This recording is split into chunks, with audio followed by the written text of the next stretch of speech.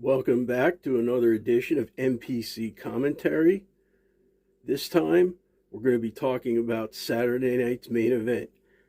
As I film this, John Cena's last match is only a short time away on Saturday night's main event, and there is a buzz for this. But there really hasn't been a buzz for other recent editions of Saturday night's main event. A lot of people will blame the creative, things like that. I'm going to say not this time. I'm going to tell you why. So when the first Saturday night's main event rolled out in 1985, it was a very different world. You'd only just had the first WrestleMania in March of that year, and that did make WWF very popular, so there was momentum. So the show was a huge success. Ran 4 times that year, would run for a number of years. I will get into that.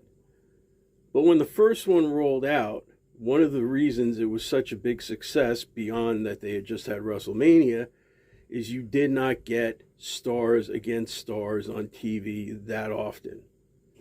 In fact, going to WrestleMania, the only way you could see it was if you were there, if you watched it on closed circuit TV, or if you waited for the video, which I rented many times, which was edited.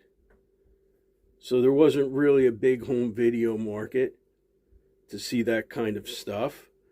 So on TV, before even you had Wrestling Challenge and WWF Superstars of Wrestling, whatever you want to call it,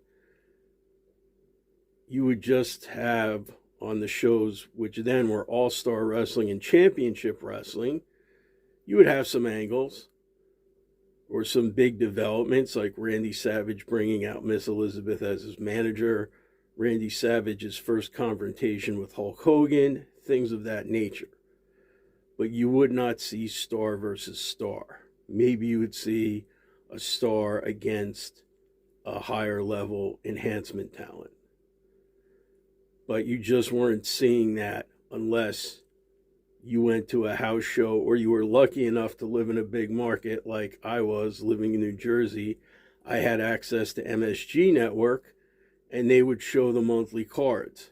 So I could see the big stars there. And they had primetime wrestling, where you would usually get a card of matches, some recaps from TV with the things I already talked about, and you would get some stars going against each other, from various arenas like Boston Garden. They would show some of the MSG stuff, Maple Leaf Gardens in Canada.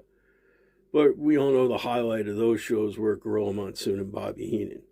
But you would get to see some big stuff, like Randy Savage, there's his name again, winning the Intercontinental title from Tito Santana in 1986.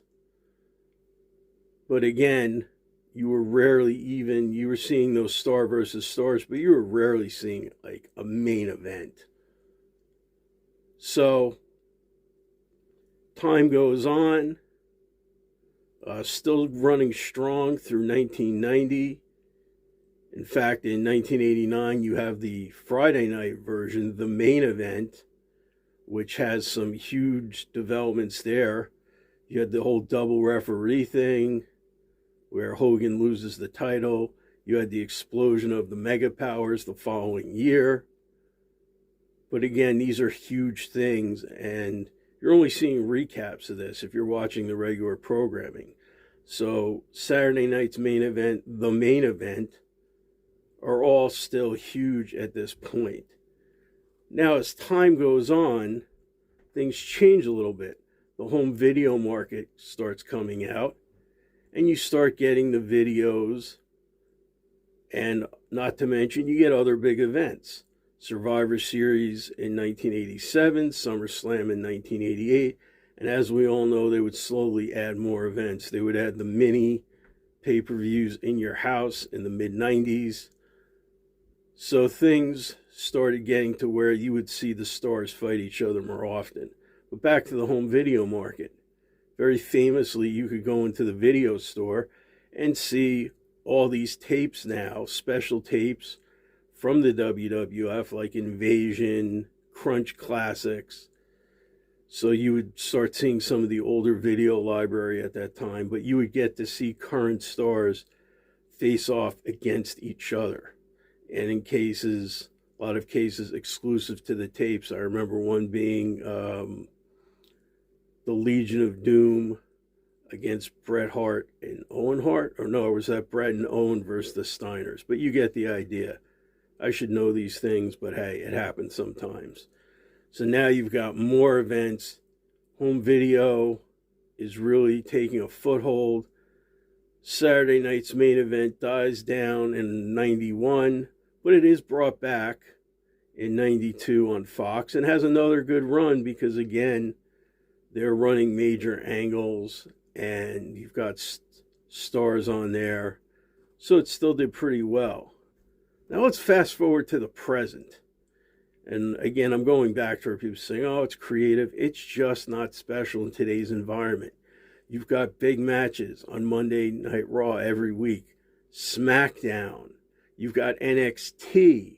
Not to mention all the other wrestling. Your AEW is probably the biggest one. TNA.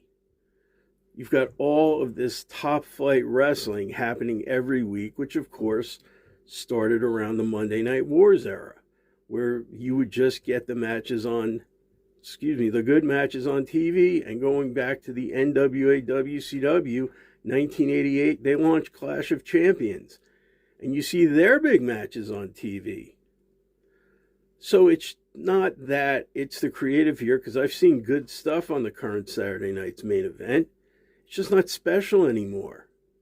You know, you get the same things you would see on the other shows, if not a little less. So that's why Saturday night's main event, even though it's great nostalgia for people like me, it's just not a big deal like it used to be. You know, they started out hot. They brought it back on NBC. And it was NBC and Peacock. Now it's just Peacock. They had Jesse Ventura there.